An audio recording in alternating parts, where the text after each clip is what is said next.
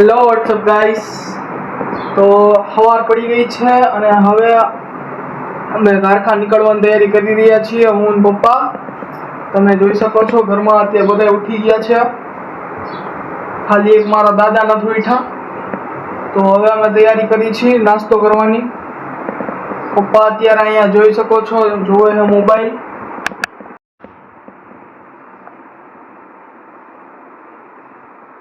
પપ્પા મોબાઈલ જોવે શાંતિથી અને બેન બનાવે છે ચા અને દાદા અત્યારે શાંતિથી સૂતા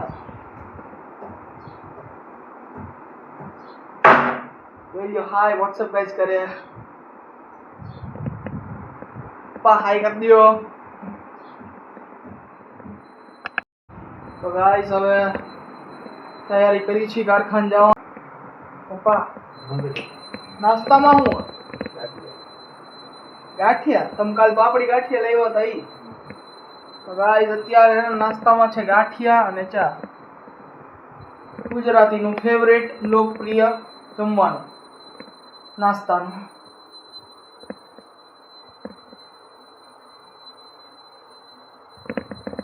તમે જોઈ શકો છો આટલા બધા મસાલા પડ્યા છે.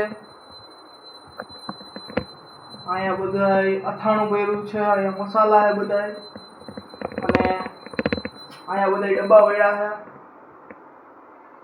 જેમાં બધી દાળું ને એવું બધું રાખવામાં આવ્યું છે.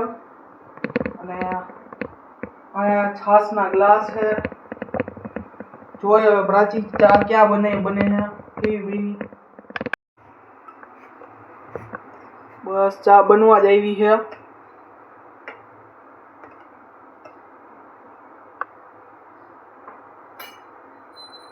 પ્રાચી કલર કેમ નો આવ્યો?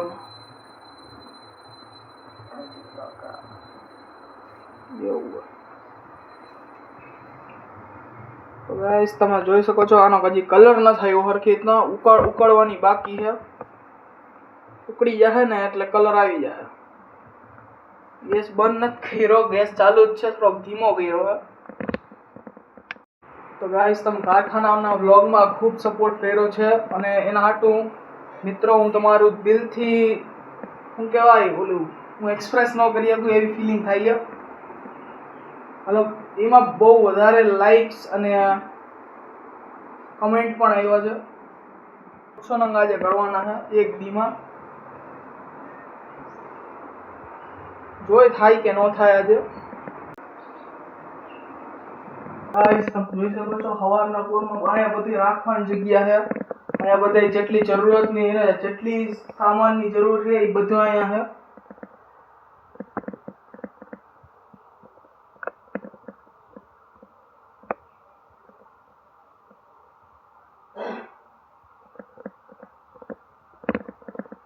અને આ બધી વસ્તુ મારી નથી.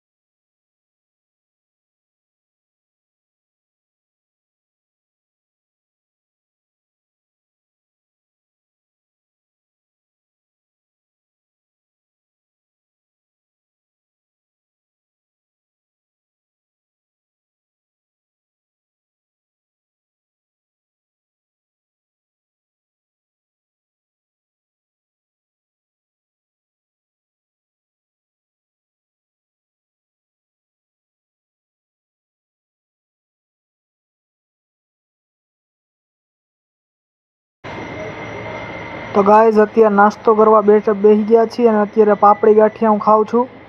આ જુઓ પાપડી ગાંઠિયા અને ચા. ખૂબ જ સરસ નાસ્તો છે અને જમવા નાસ્તામાં ખૂબ જ મજા આવે છે.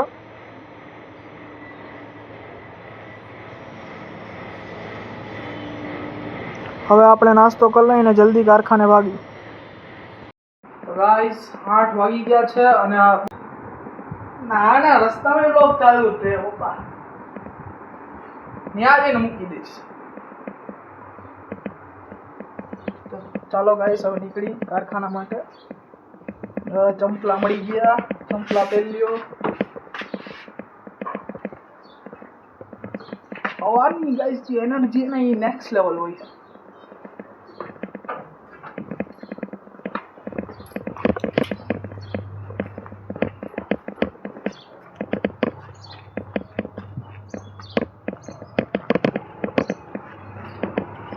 સવારની એનર્જી ગાઈસ એટલે નેક્સ્ટ લેવલ હોય છે કારણ કે સવારે બધું વાતાવરણ એકદમ શું કહેવાય ખુશનુમા હોય.